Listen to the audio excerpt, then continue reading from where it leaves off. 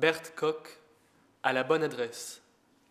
À la bonne adresse retrace l'histoire, dans Amsterdam occupé par les nazis, d'un groupe d'hommes et de femmes jeunes, parfois très jeunes, non juifs, nommés à Jérusalem juste parmi les nations, qui, sous le nom de Société anonyme, s'est spontanément formée pour sauver 250 enfants juifs, et parmi eux des bébés, de l'extermination. Seule une fillette mourut de maladie, tous les enfants échappèrent à la déportation. À la bonne adresse, récit pour petits et grands enfants de ce sauvetage, est un exemple de courage et de solidarité humaine à portée universelle. Sous les yeux de l'occupant. Août 1942. Du haut de ses 23 ans, Jaap, austère, impose le respect. Il n'y a que lui pour avoir ce regard-là. Alors tu nous trouves trop jeunes pour faire quelque chose contre la persécution des Juifs? À ton avis, quel âge doit-on avoir? 30, 40? Pendant qu'à Amsterdam, des centaines d'adultes et d'enfants sont quotidiennement déportés, c'est toi-même qui l'as dit. Vous faites ce que vous voulez, moi, je continue. Toi tout seul? Dit Gérard.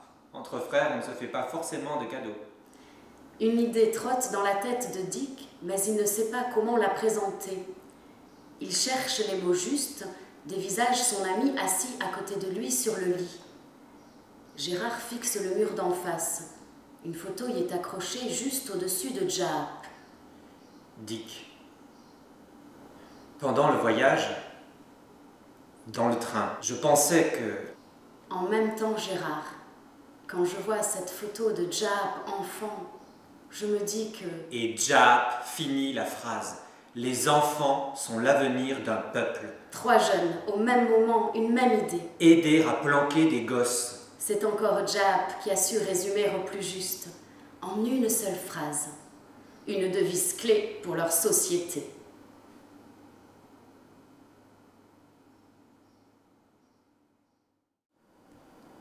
« 31 octobre 1942. Et puis c'est arrivé. Ça leur est tombé dessus à l'improviste.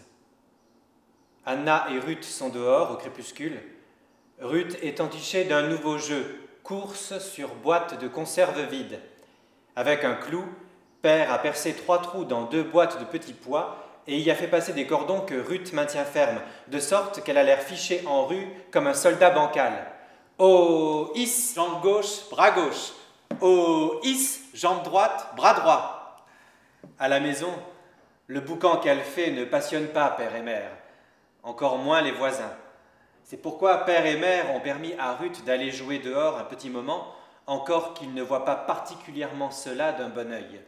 Pense-y, ne pas broncher si un inconnu t'adresse la parole. Veille à ne pas t'éloigner du voisinage.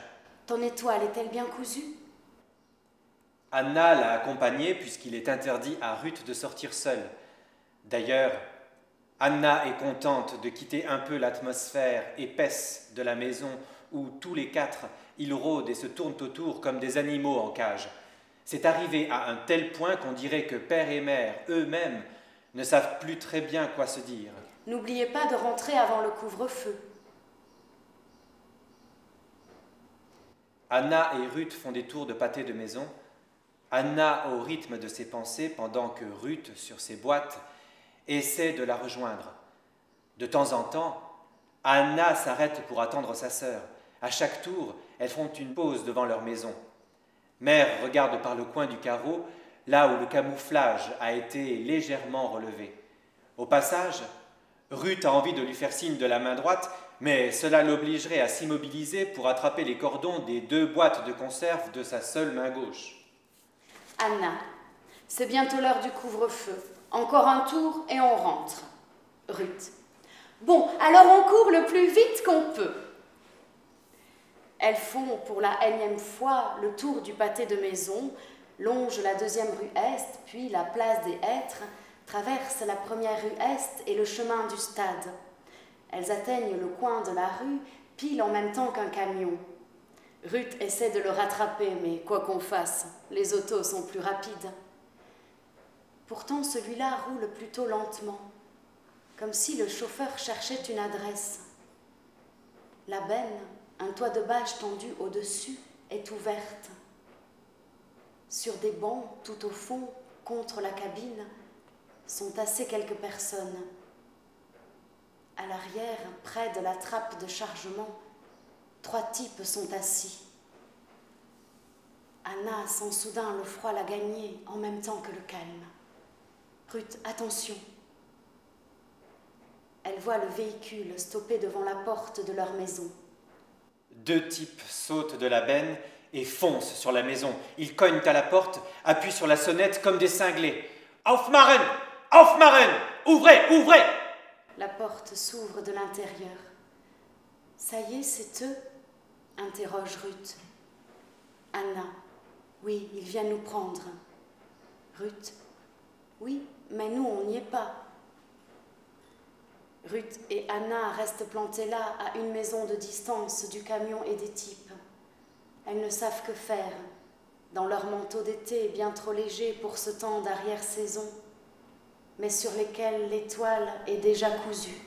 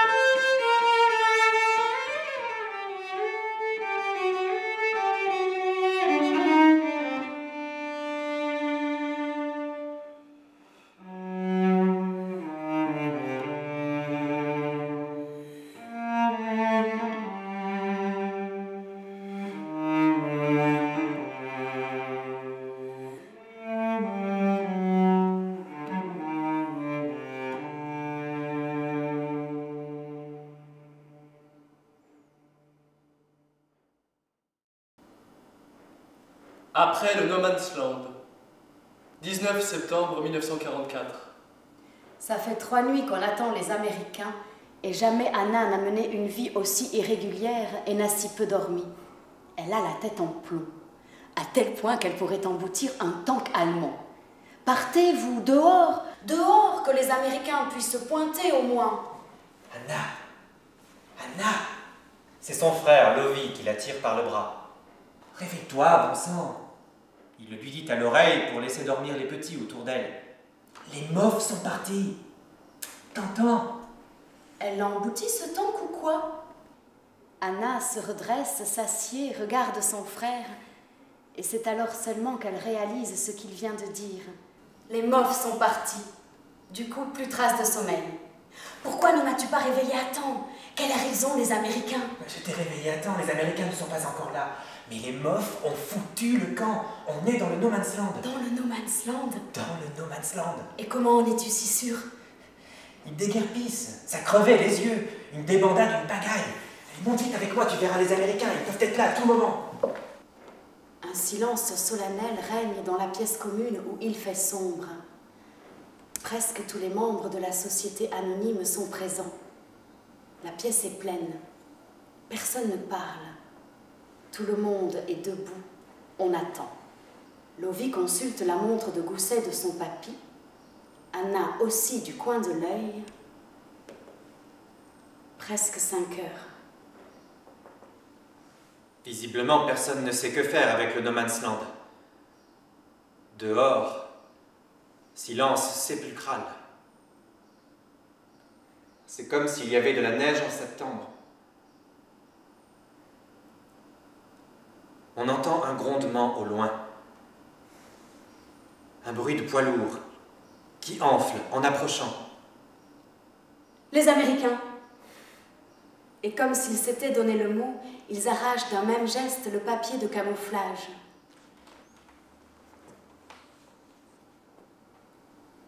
Le ciel est serein, on peut voir les tilleuls de l'autre côté de l'avenue. Le grondement se fait intense. Et soudain, le premier tank américain est là. Il roule assez vite. Un deuxième, un troisième, une voiture militaire pleine de soldats. Lovie va à la fenêtre et agite ses bras. Les soldats ne répondent pas à ces signes. Le regard ferme, ils scrutent la rue, attentifs à une éventuelle sédition des Allemands. Une vingtaine de véhicules passent et le bruit s'estompe. La fenêtre vibre encore un peu, puis le silence se fait à nouveau. Ce n'était que ça. Nous sommes libres, dit quelqu'un. Pour la suite, on verra demain.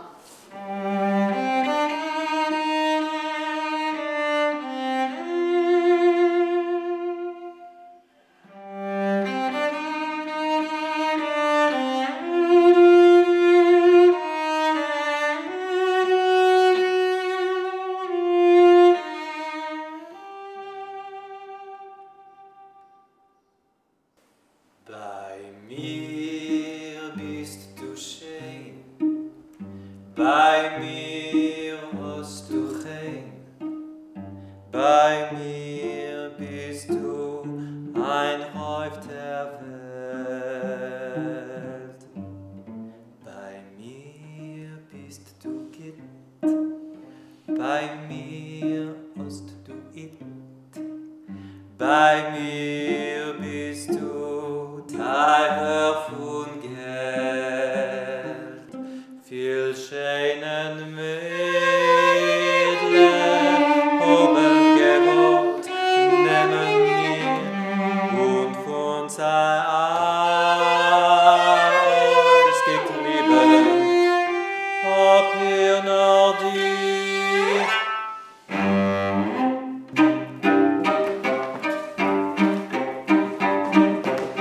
Bei mir bist du schön, bei mir hast du bei mir bist du ein Ort der Welt. Bei mir bist du Gitt, bei mir hast du It. Bei mir bist du Teil von Geld. Viel schönen Mädchen haben gewollt, nehmen wir und von uns